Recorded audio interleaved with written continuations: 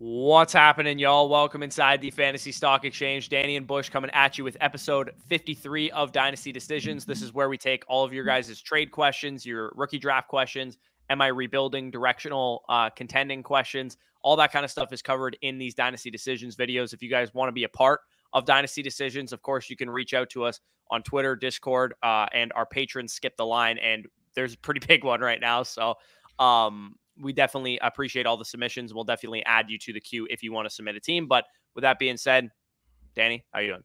Doing well. And yeah, Corey kind of mentioned it. We're probably, 3 or 4 backloaded in Dynasty Decisions queued teams right now. So again, if you guys want to skip the line, if you guys, have a draft that's coming up or need urgent advice, like the best thing I could say is the Patreon, because genuinely from non-patrons, it's like 30, 40 deep right now.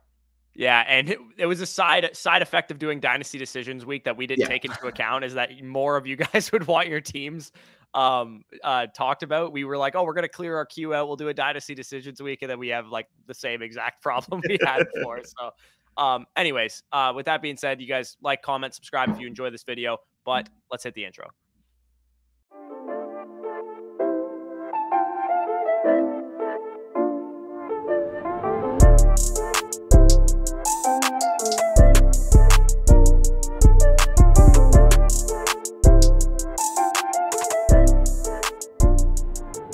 All right, so the only patron submission of the video was from Tyler Browning, 1 quarterback PPR, no tight end premium. You guys can see his team on the screen. He has Mahomes as his main quarterback, DeAndre Swift, Javonte Williams, Eli Mitchell as his main running backs, Terry McLaurin, Brandon Ayuk, Elijah Moore, Michael Gallup, Jerry Jeudy, Chase Claypool, Darnell Mooney at wide receiver, Kyle Pitts at tight end. It looks like he has a couple extra second-round picks here in 2023, and then all of his other picks for the most part in other drafts. He did pick Khalil Shakir also in the third round of this draft.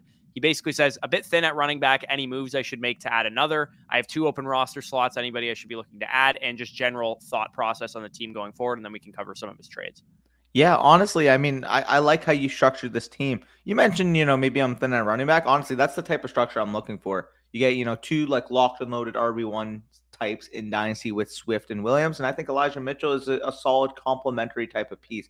I'm not looking to add any more ambiguity, any more volatility at the running back position, apart from like 3 guys. So the way you structured that, I actually think this is the optimal way to build a running back core. Have 3 guys that you're confident in, and then after that, I mean, just add handcuffs, just add, PPR guys that have super low opportunity costs if you need to compete. Yeah, and you have 3 second-round picks in this draft. If you get to mid-season and a contender wants to sell off Leonard Fournette or James Conner or somebody like that, then you can always make that move if you need to, if Swift or Javonte Williams or Mitchell not getting it done for you. So, yeah, I think you're well set up both to compete this year and to have a pretty strong future. Obviously, a lot of foundational players with those running backs, Kyle Pitts, Mahomes, all those guys. So some of the trades that he has here, he sent away Tyler Higbee, Tua Tagovailoa, the 107 and the 407, and in exchange received Kyle Pitts, a projected early 2023 second, and then also Ben Roethlisberger, who eventually retired. So, I mean, this trade's pretty easily to Kyle Pitts. I would rather Kyle Pitts than the whole other side of the deal, especially in a 1 quarterback league. Tua has very, very little value to me. The 107, like I would need probably in a 1 quarterback format at least 3 ones for Kyle Pitts, and you got maybe 1.5 ones that you gave away, and you also got an early second out of the deal as well. Yeah, like this is even if this is a super flex, like just we'll talk about it in both veins. Just if you guys are curious. From a 1 quarterback perspective, it's a no-brainer. Like, I would rather the 2023 over Tua, and then Kyle Pitts is probably worth 6x the remaining of the other package. And then even in a super flex, like if we're realistically looking at it, Kyle Pitts is, we'll say on average, the 10th overall, 9th or 10th, 11th overall pick in super flex startups right now, give or take, even in non-premium. Yeah. So you're getting the 110, 111 in exchange for Tua's about an early 5th. The 107. 107's like Chris Olave. He's like a 7th round pick or something like that. Yeah, and then, I mean, the 407 and Tyler Higbee are just, like, useless. So yeah, exactly. Great move there. Next trade, he sent away Irv Smith and a 3rd round pick for a mid to late 2023 second. So, I mean, it all depends where that pick ends up going. I don't mind having Irv Smith as like a stash tight end, especially given the fact that you have Pitts. He's like a good second option to have.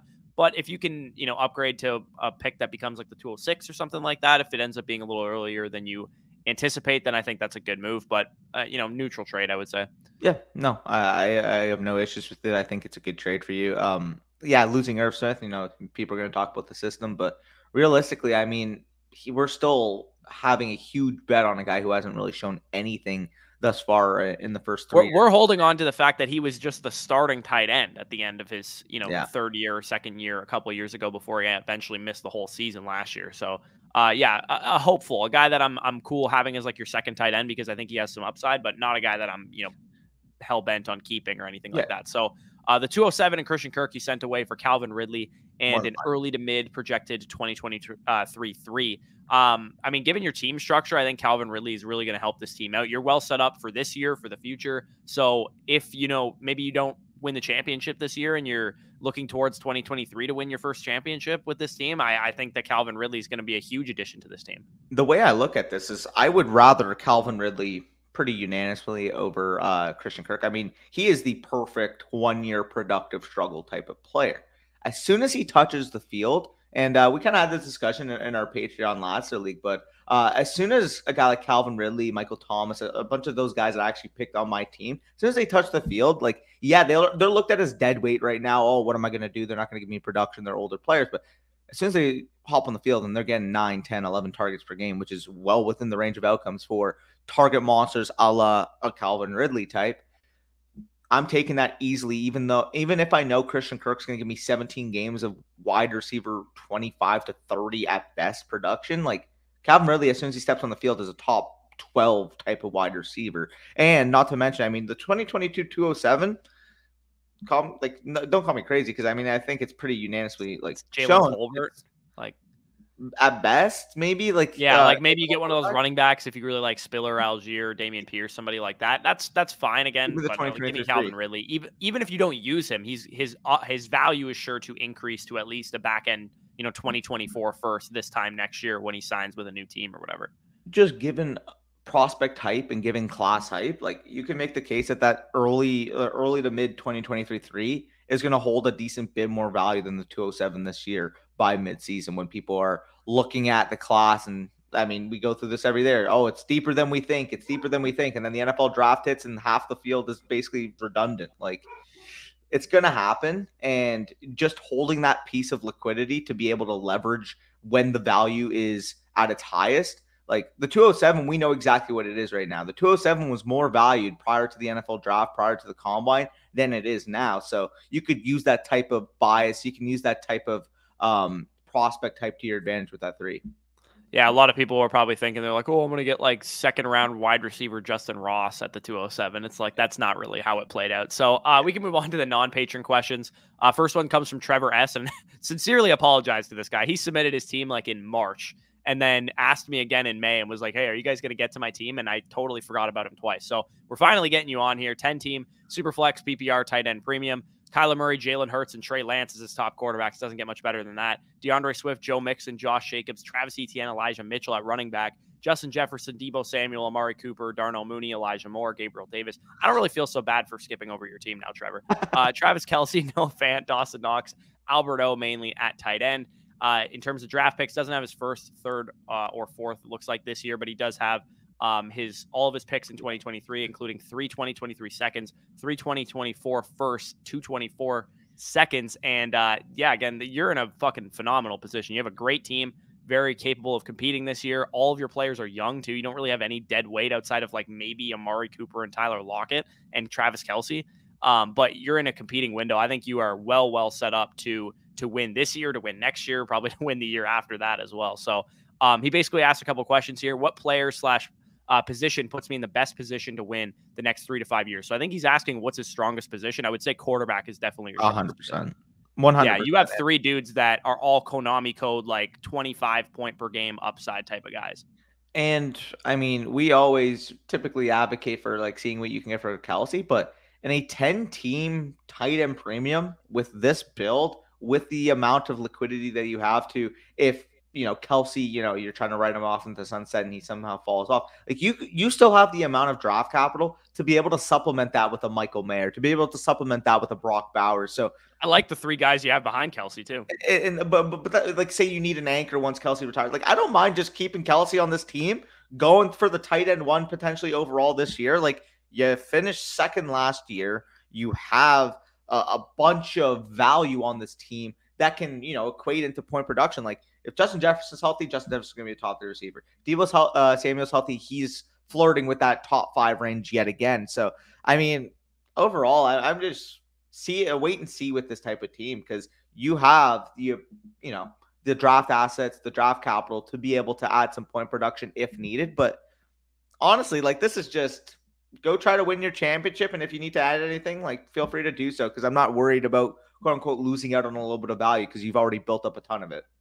Yeah, exactly. So he also says, which assets should I trade away before they lose value? The one thing I will say is if you can transition Kelce into Kittle for for that 204, like if that's all it costs you is Kelce in the 204 to get Kittle, I'm cool doing that, but probably only if the value is there. I'm not necessarily going to take like Kelce in 2-1s and go after Pitts or something like that, because I think Kelce does fit the mold of your team very well. And he also says, should I trade a first for win now pieces or keep them for building in the future? Because he has 3 1s in 2024 and also has his first in 2023. You could, mid-season go after, like, if a team has like Mike Evans and Keenan Allen on it or something, maybe you can give them like a 2024 first and second and get those guys to help push your chips to the middle. But I would probably only do that at the mid-season point. I would not do that right now. A, that's a thing that I would look for, but also B, I would rather leverage a volatile piece plus a lesser draft pick or another volatile piece on your team to go after a stud. I would want to keep that iron bank. I'd want to keep that draft capital intact as long as possible for me personally. But again, if you can get an extreme value, you can get like Evans and Allen, who should be 2 top 12-ish type of wide receivers this year. Like, I don't mind making that type of move on the team, but I will say, like, a move that I would probably be looking forward to more would be like maybe Mitchell and a second, or Mitchell and Davis Mills, maybe. I was gonna say, yeah, like Mitchell and a piece.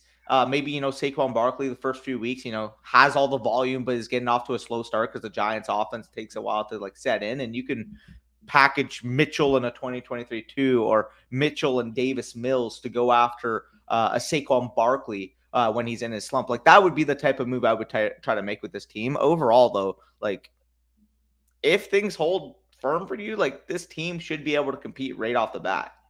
Yeah, and he has a potential trade on the table, so he's wondering which of these 2 wide receivers do we prefer, because he's trying to make a trade, and I think this is a good assessment by you, because you have, outside of Jefferson and Deebo, you have some guys that I definitely like, Elijah Moore, Darnell Mooney, guys like that, but you could use one more stud on this team with a wide receiver. So going after, to me, T. Higgins is the guy that I prefer between Waddle and Higgins. They're both, secondary wide receivers in their offense. The Bengals offense I trust a lot more. I trust Joe Burrow a lot more, and I've also seen 2 years of T. Higgins being great, and I've only seen 1 year of Jalen Waddle being great, and they're like the same age. So I would take T. Higgins there, and I don't think this is too much to give up. Travis Etienne, Mitch Trubisky, and Marcus Mariota, those quarterbacks aren't really relevant at all, especially for your team, given the strength of that position for you. Travis Etienne versus T. Higgins straight up is almost this trade exactly. This is basically what we're looking at, and I would rather T. Higgins than Travis Etienne. Yeah, by the way, if you guys saw me do that little cringeworthy T in the camera, you can comment that down below. But give me T. Higgins. Like, I love Travis Etienne. I think he can be a top 5-ish type of regarded running back. But even if he gets to the top 5 range, even if he gets to RB5 in Dynasty this time next year, like, we're still arguing right now T. Higgins versus Breece Hall, T. Higgins versus Javonte Williams, T. Higgins versus DeAndre Swift to a degree. So if we're saying like the upside case, the bull case of Travis Etienne is getting into that range, and we're still having a conversation whether we would take T. Higgins over that, like, just give me T. Higgins. Like, his value is insulated. He's in one of the top 5 type of offenses in the league with Cincinnati, and attached to the right arm of Joe Burrow for the foreseeable future. So, yeah, I mean, especially with the fit of this team, like, you have 5 deep at running back. I typically like being three valuable running backs, and then possibly a 4th that's like an RB2-3 archetype that I can rely upon. So you're very, very deep at running back, which seems nice on paper, but I would rather be more thin and have to add in the season as opposed to holding all that risk in the offseason. So you're making that transition. What if, ETN has a setback and, offseason? Plays for the Jaguars, and you get the Bengals offense of insulation instead with T. Higgins. Like there's just more downside risk to holding the running back right now. So And he's coming off of a major injury, which T. yeah, Higgins is not. So, yeah, we don't need to spend too much more time on Trevor's team. He's obviously very well set up to compete and well set up in the future. We can move on to Devin's team here, 12 teams, Superflex tight end premium. You guys can see the team on the screen there. Burrow, Watson, Mayfield at quarterback, Zeke, Hunt, Singletary, Rojo running back, Diggs, Evans, Adams, Hopkins, Ayuk, Dotson, Bell, etc. at wide receiver. And then he also has Pat Freiermuth, Rob Gronkowski as his tight ends. Does not have his first in 2023. He has a late second, late third. And then all of his picks, by the looks of it, in all the next couple drafts. He has some questions here. I think I'm going to try and compete this year, but I don't have much depth. What's your thoughts? So the big thing that really makes me nervous about this team in trying to compete is Deshaun Watson. I think he's going to get suspended the entire season. Is Baker Mayfield the starting quarterback? Maybe.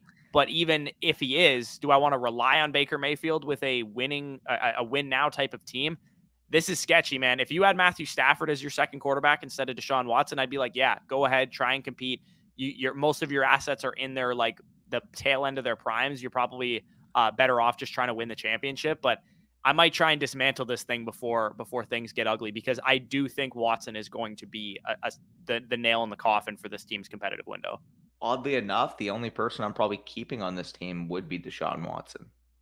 I don't mind keeping Burrow too. He's still young. The only reason I say that is because Joe Burrow. We know that Burrow is just generally overvalued, and we could probably get a huge Kings. If I can get Kyler Murray or Lamar Jackson straight up, and the market dictates you can get a plus, you might be able to get Trey Lance and a first and a second for Joe Burrow right now, which is absolutely stealing. But yeah, it kind of feels like your flex pieces don't really match your quarterbacks right now, especially with the presence of Watson. Like Zeke and Hunt are I don't mind Hunt as much, but Zeke especially is the prime example of your top three in your league. You want RB2 type of production. You want 18, 20 opportunities per game. Zeke's going to be able to put up points. Zeke's going to be probably a top 12-ish type of running back this year, though the problem with Zeke is the age, is the workload, is the longevity. And quite frankly, like even as a Cowboys fan, I can say pretty easily right now that I don't know what Zeke's value is going to be next year. Is it going to be Melvin Gordon?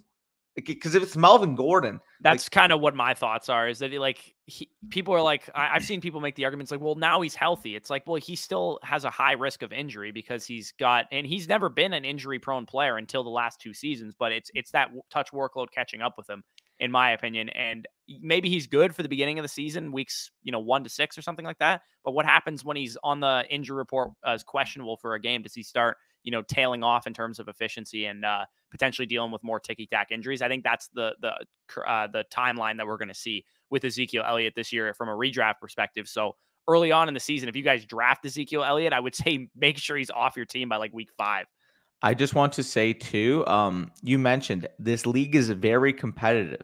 If this league is very competitive, you could probably get a lot for Diggs and Evans and Adams and Zeke and Hunt and Hopkins and all these guys that are, older players. You might be able to fashion yourself in a great position. Again, we're at a point in the offseason now where you probably cannot buy 2023 first for a discount anymore. People know who's going to be in that class. Even casual players to some degree know who's going to be in that class. My aim is 2024.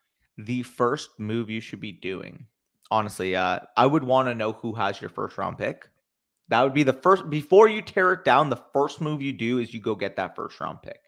The problem with tearing it down and then trying to get that first round pick is because the league manager is not stupid. They're going to see, oh, well, like he doesn't have Diggs. He doesn't have Evans. He doesn't have Adams anymore. Like I clearly see he wants to tank the value of his pick. So therefore, I'm not going to give it to him on a discount.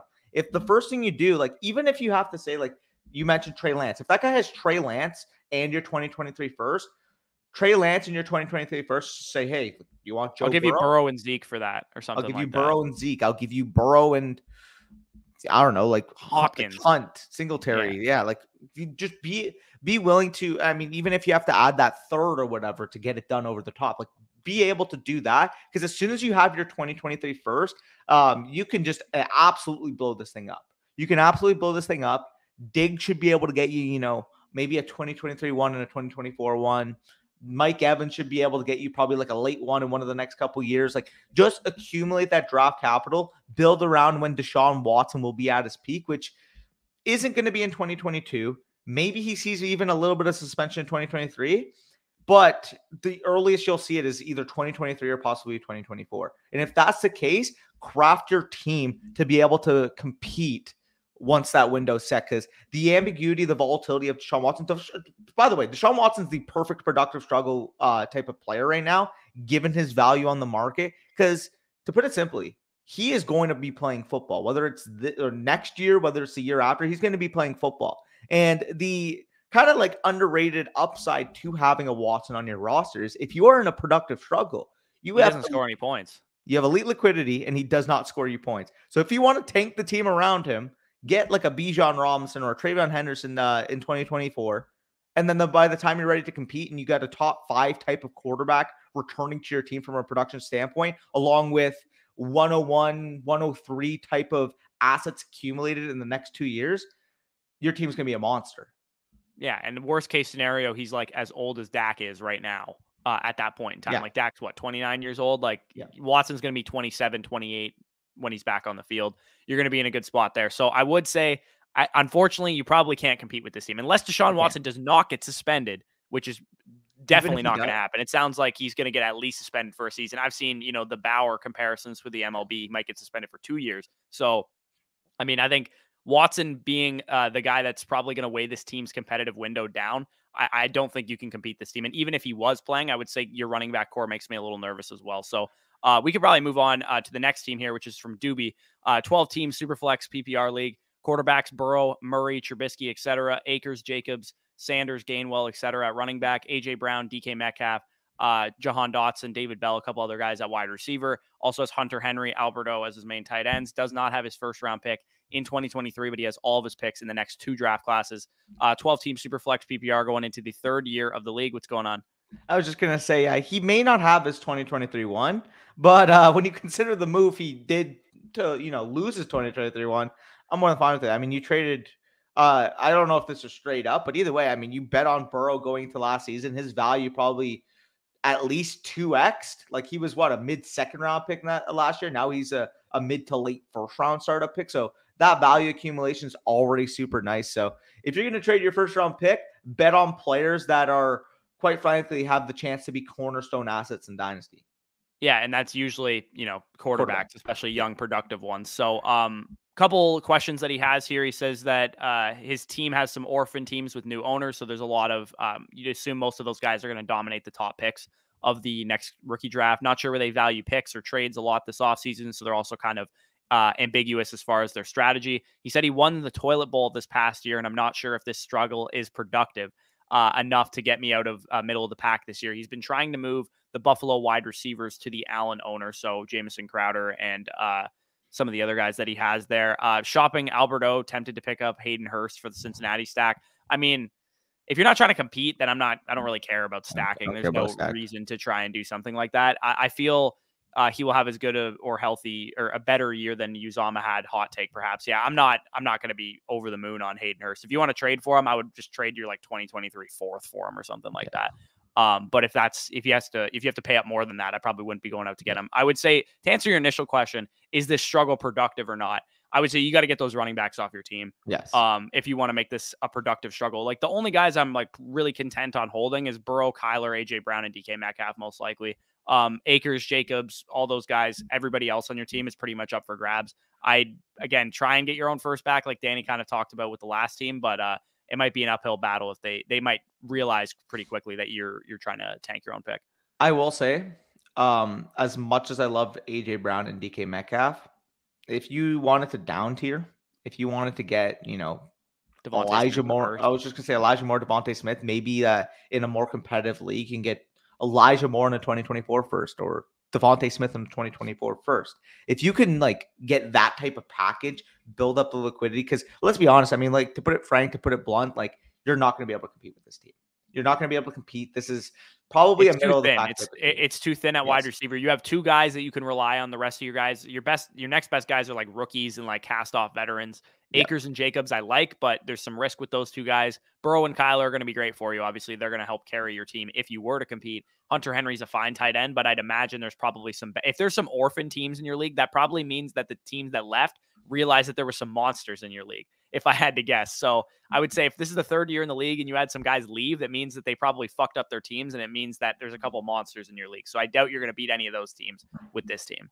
Yeah, no, I agree. I mean, to put it simply, if you can recognize that there are monsters in your league, you have to craft your timeline to be the monster of a certain period. If you know, 3 teams in your league are going to dominate 2022, 2023, position yourself to dominate 2024 to 2026.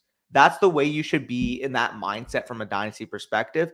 As good as AJ Brown, DK Metcalf, Akers, Jacobs, all these guys are, how good of assets are they going to be by the time you're ready to compete? Because as much as I love DK, as much as I love AJ Brown, like they're going to hold value in dynasty, but they're going to hold less value in 3 years than they are going to be now, especially if you're not relying upon their production, because they're going to be, if they're healthy, top 10 wide receivers. If you can down tier to a young receiver, get a first round pick, build liquidity, and still be able to attack the weaknesses, which is depth on this team, when you're ready to compete, that has to be the optimal strategy for you.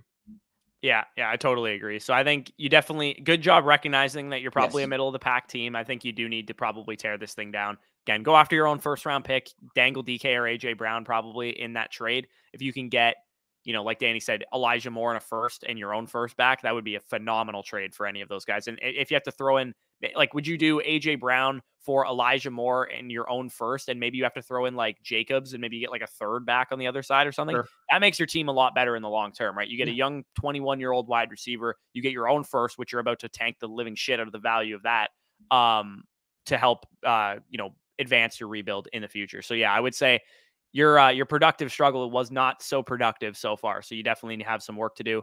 Looks like there's a lot of orphans in your team too. So you're going to be competing for those high end draft capital assets with those guys as well.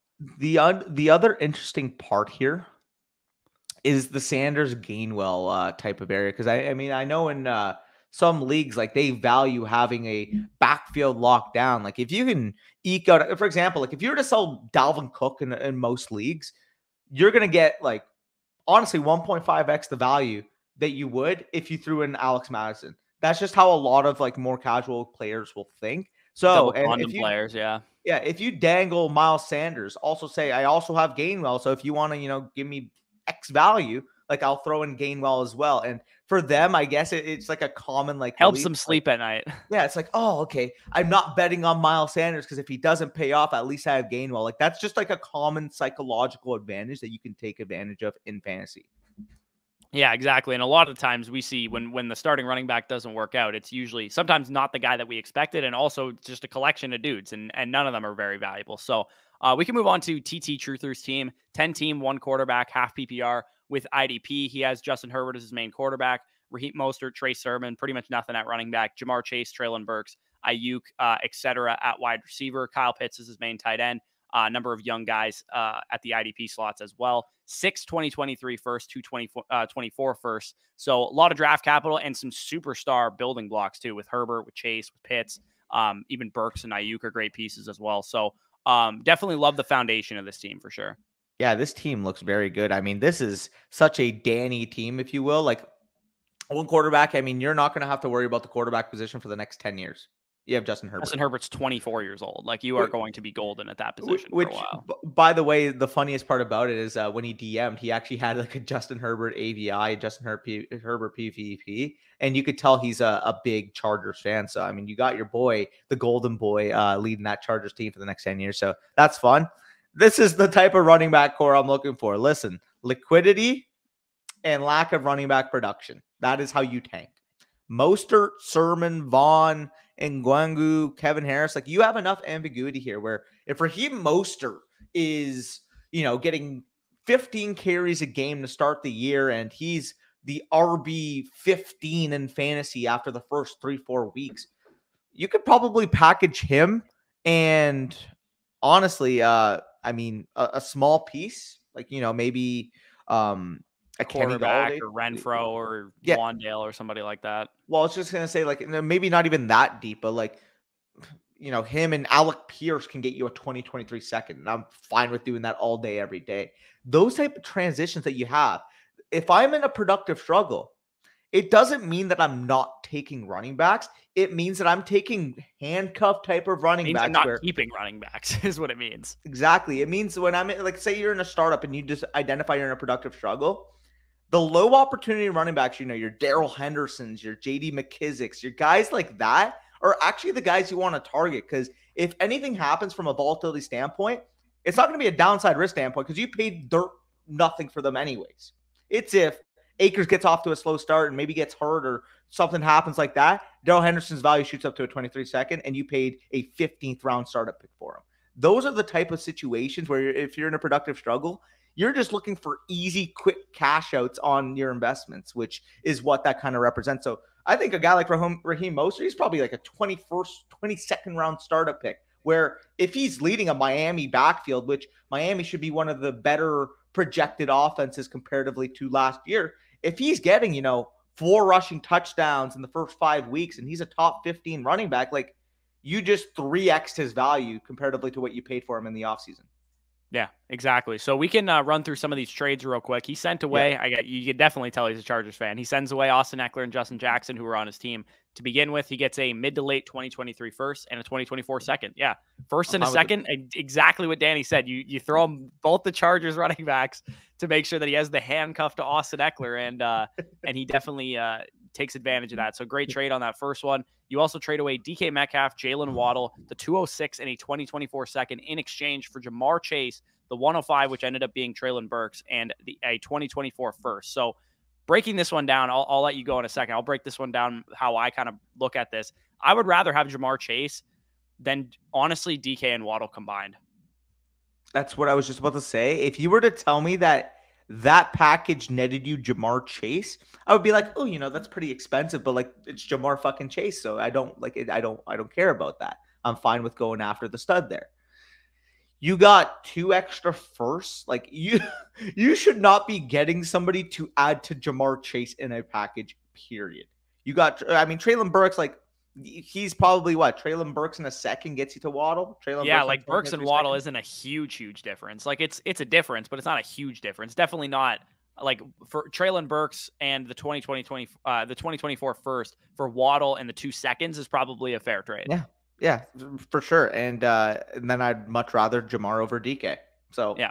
So next trade here was he sent away Travis Etienne. He gets Michael Carter in an early to mid 2023 first. That's a great move. I love Etienne, but if you can, parlay that in a rebuild into a high end, piece, could be a quarterback, could be a wide receiver. It is a 1 quarterback league, so it's probably a young wide receiver, a young running back. Definitely like that move. Then you then flip away Carter for Alec Pierce or the 206. I think that's a solid move.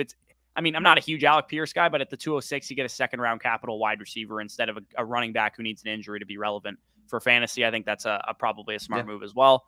107, you traded away for a mid to late 2023 first. We talk about this shit all the time. Like Olave, if he was in next year's draft class, we did a mock draft where Olave was like an early to mid 2nd round pick. Yes. If we're putting it bluntly, like the 106, 107 this year, we're arguing maybe sneaks into the back end of the first round next year.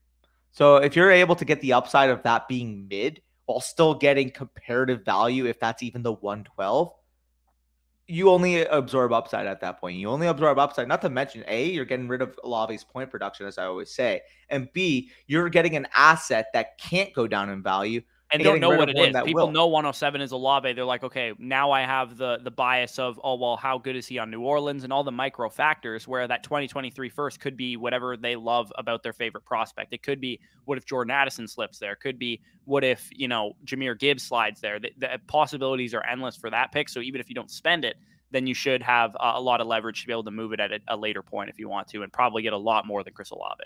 For sure. And then, this deal is just money in the bank. Like, if the guy's willing to compete, I don't mind somebody going after Mike Williams as a cheaper contending piece, but he did not pay a cheaper contending piece price. You're able to get basically the way I look at this is Wan'Dale is in a mid 2nd round pick this year. So, realistically, you can pretty much cancel out Wan'Dale in the 2024 second. I think that's pretty fair to say. And then I'd rather a first over Mike Williams. Yeah, exactly. Pretty easy way to break that one down. He talks about how he's looking to trade off some of his older players, Beckham, Golladay, Renfrow, all that kind of stuff. What would you suggest I look in return from these vets? If you can get a 2 for any one of those players, I would say that's probably pretty solid. For Renfroe, I would say like an early to mid 2 is probably what I'd be looking for. But the rest of them, any second round pick in either 2023 or 2024, if you're able to sell them for that during the season, after a couple productive weeks or something like that, would definitely make some sense for me. He says my key building blocks obviously are rock solid with Herbert, Jamar Chase, Kyle Pitts, and he's going to load up on running backs, most likely in the 2023 class with Bijan Robinson and some of the other guys there. What do you suggest I do with my 2024 picks after the season? Should I stick and pick to compete in 2024? Or should I try and trade them away for older guys and try and make a run in 2023? I would say don't get greedy. Definitely do not push your chips to the middle after you spend your 2023 picks. And if anything, if you're on the board in the 2023 class at like 110 and you don't like the board or whatever, try and get more 2024 picks. Yeah, genuinely. I mean, you have the type of team that you have the foundations of making this into a monster. Genuinely, you have the foundation of making this into a monster. You have a good building block type of set of wide receivers. You have Kyle Pitts as, I have to make this a tradition. The gold standard at tight end in Dynasty Fantasy Football. You have that locked down for the next 10 years. He is not going to lose value, to put it blank, unless something catastrophic happened, which we can't project for anybody. Kyle Pitts, the elite at commanding targets. Don't worry about them. Lock and load him into your tight end slot for the next 10 years. And then you mentioned, like the foundation of the team. I don't know much about IDP, but all I can say is Nick Bosa, Aiden Hutchinson, Devin White, Quay Walker, Derwin, etc. seem pretty damn good at football. Yeah, so. Derwin, Devin White, and Nick Bosa seems like a pretty good core in an IDP league for sure. For sure. And then, you mentioned don't push your chips in. Like, you have 2023 first. Leverage them. Monopolize them. Make people beg for them. Like, genuinely, that is your goal right now. You want to make sure that you control that entire 2023 pick market. If somebody wants to trade up for a Kayshon Boutte and they're offering you some Fugaz, say, listen, I got 6 of these bad boys. Highest bidder is coming in. Highest bidder is coming to get these picks. If you're going to offer me some Fugaz, I'm going to go to the next owner.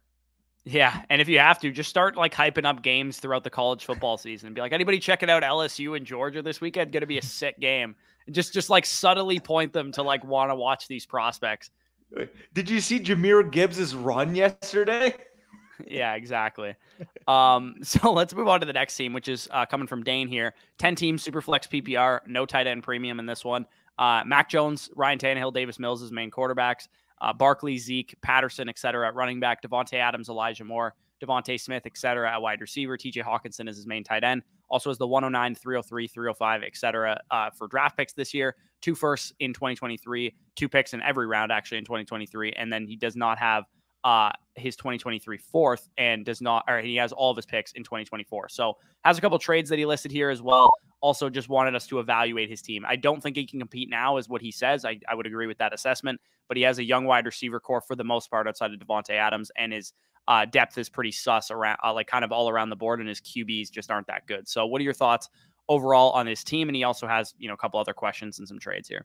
Yeah, I'm trying to search back. I think he actually ended up selling Adams. I want to say he got Godwin in a 2023 first for Adams. So if that is true, I mean, you're obviously watching the video. I think he did mention this to me in the DMs prior to us getting to his team. So if you got that deal, I mean, you had Godwin in a 2023 first to this team. I think that's a phenomenal pivot. If you're not looking for production right away, Godwin's going to miss the first few weeks. And we know as soon as Godwin's back and Godwin's a top 15 at minimum, top 10 point per game wide receiver, you could probably ship him for a first plus. So then when you actually contextualize it, you would get a 2023, or sorry, maybe even 2 2023 first for Devontae Adams once Chris Godwin is back on the field. Worst case scenario, it's a 2024 first, a 2024 second, and a 2023 first for Devontae Adams. So understanding your pivots and understanding your potential transitions, your potential trade downs when you're accumulating assets and contextualizing them into packages that you can net is your best asset. Maybe you're not a Chris Godwin fan.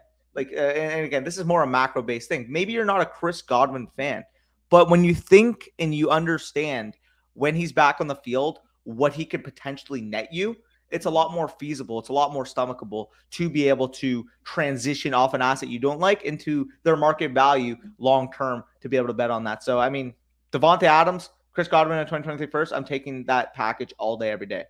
Yeah, I mean, and like you said, he probably sent you that before we got to his team, but he did say in this question, like, is the 103 in a first, too much to ask for Devontae Adams? I'd say a little bit. I'd be willing to give up Devontae Adams for like the 106, 105 in a first, probably. I don't know if I would need like the 103 necessarily, but if you made that Godwin move, obviously this is kind of a moot topic here. Let's talk about some of his other trades here that he has, though. So the first trade that he has here, he sent away Devontae Smith. Obviously, he gets him back later, but Devontae Smith 205 and a 2023 fourth for Ezekiel Elliott 109 and 2023 third. If I'm not in a competing window, the last player I'm trading for is Ezekiel Elliott. So I probably would say not the greatest trade in the world. It's not like the value was absurd for what you kind of got versus what you gave up, but I would say Zeke is not the type of guy that I'd be going after. Him and the 205 are probably similar value. Maybe Zeke in the third for the 205 and the fourth cancel each other out. 109 for Devontae Smith. I would rather have Devontae Smith. So it's probably not the greatest trade, that first one. Yeah, not a fan of that. We can just kind of transition though, because you were able to get I don't know how you got a 2023 second for Sam Darnold, but who's maybe basically a dead asset. That's an easy move for me. I know Sam Darnold's like technically a starting quarterback right now, but if you guys could get a 2023 second for Sam Darnold, you can get a 2024 second for Sam Darnold, I'm taking that in a heartbeat. Get a third, I'm taking it. Genuinely. So overall, fantastic move. Maybe this was in season. Maybe, this is when Darnold was in his hot stretch. I don't know. But either way, yeah, give me the liquidity over Darnold all day, every day. And then the final deal here, Kamara and... You made up for it. You gave Kamara and Jimmy G for Devontae Smith in a first. You definitely made up for that first trade. So I definitely like that. So you basically net the 109 and, out of giving up Kamara and Jimmy G and a 205 and 2023 fourth. So I think you did a good job on that third trade. So I would say your assessment was right. This is a 10-team league, too, so you probably got to imagine there's some great teams out there, and the fact that you don't have a lot of depth is really, really concerning. So I'd be looking to tear this thing down. It looks like you already did that with Devontae Adams, Barkley, and Ezekiel Elliott going on the trade block for me, for sure. Same goes for Ryan Tannehill once he's back on the field producing some fantasy points, and people forget about that shitty playoff game that he had. So those would be the main guys that I'd be looking to shop once they're back on the field. And I probably wouldn't even risk it till the season starts if you can get any value, like maybe even CPAT in a third for a second. If you can get that right now, like a lot of the allure to a guy like Cordero Patterson right now is projection, is what's he going to do from a projection standpoint? Who's going to touch the ball for the Falcons? And anytime the value of a player is based off what their projections may lean into, a la Mike Davis last year, a la all the dead zone running backs we've seen in the past, if you can potentially use CPAT as collateral to upgrade a pick of yours, that is going to be way more valuable for you in the long run. Yeah, for sure. That's a great point as well. So we could probably move off of Dane's team to the next one, the final one of the video, which is Kyle's team, 12-team PPR, one quarterback league. Quarterback Dak Prescott mainly there, Kirk Cousins in the wings, DeAndre Swift as his main running back with Dameon Pierce and Tyrion Davis-Price, a couple other guys there. CeeDee Lamb, DJ Moore, Marquise Brown, Rashad Bateman, very Danny wide receiver core here. Yeah. Darnell Mooney, Gabriel Davis, David Bell, a lot of guys there in that wide receiver core. Mark Andrews as his tight end. He has his first and second. No third-round pick in 2023. Has all of his picks by the looks of it in the next two draft classes, though. And he has a couple trades listed here. So he basically wants to know what we think. Well, let's go over the team first, and then we'll talk about the trades. What do you think of this team? I just want to say he mentions here in a one quarterback league, DeAndre Swift fell to him at the 205. Yes, that's wild. You take that value all day, every day. I don't know. Maybe they're concerned. Definitely be a first-round pick in a one quarterback startup. 100%. But looking at this team, I mean, Prescott, Cousins, Mills, more than sufficient for a one quarterback league. Running back, you have DeAndre Swift heading a hero RB type of build, which I like the structure of this build. To be honest, you have your one main horse running back like DeAndre Swift, and a lot of ambiguity after him. I mean, Dameon Pierce, Tyrion Davis-Price, Brian Robinson, James White. I think they're all going to have sustained stretches of top 20 level production. Maybe, if you're trying to fully compete, you may want to upgrade one of them. But I think for the offseason, they're so low opportunity cost that there's really no downside risk of holding these type of backs as opposed to, some of your higher valued backs where if anything happened, their value tanks out of the wazoo. Wide receiver, I mean, Corey mentioned it. You got CeeDee Lamb, DJ Moore.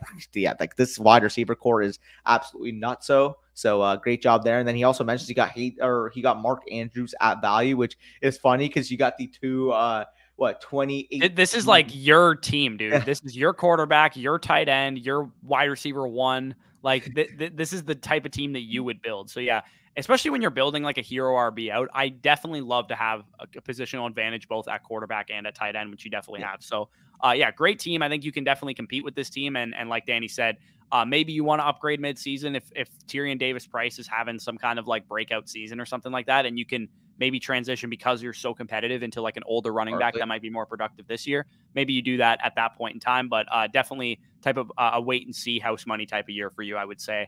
He made a couple trades here. He sent away a 2023 third in exchange for Tyrion Davis-Price. I don't know if he did that during the rookie draft, but he basically just wanted another upside shot at an RB2 potential.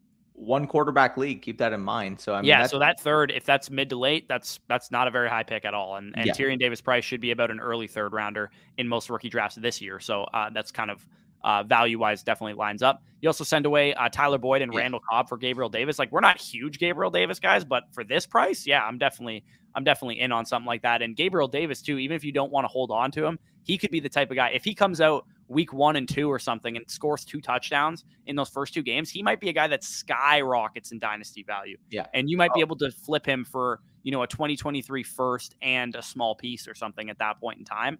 And that could be big time return on investment, especially with the receiver core that you have. You can have some flexibility to move one of those guys for another running back or for, something else, more draft capital if you need to midseason. Yeah, I love how you structured this, and I could tell. I mean, you've mentioned before that you've been watching us for a while, and I could tell because this is something that we would build. This is something that we would structure, especially out of a startup. I mean, phenomenal job. You kept all of your liquidity for the most part, apart from a 3, which you used to get Tyrion Davis-Price on a team that's looking like it's going to be able to put up points right away.